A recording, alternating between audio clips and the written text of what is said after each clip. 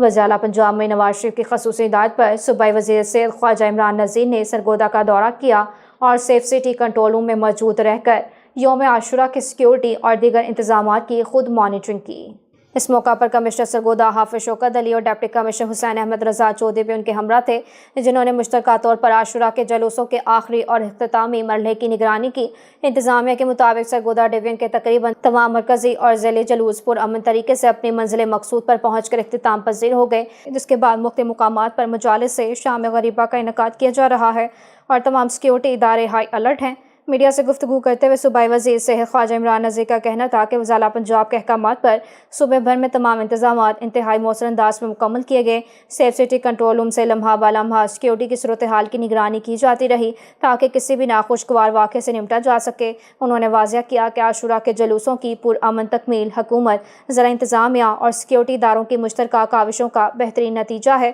خواجہ عمران نذیر نے مزید کہا کہ زاداروں کو ہر ممکن سہولیات اور فول پروف سیکیورٹی فراہم کی گئی اور تمام متعلقہ اداروں نے اپنا مؤثر کردار ادا کیا، جس کی بدولت یوم عاشورہ کے انتظامات کامیابی سے ہمکنار ہوئے۔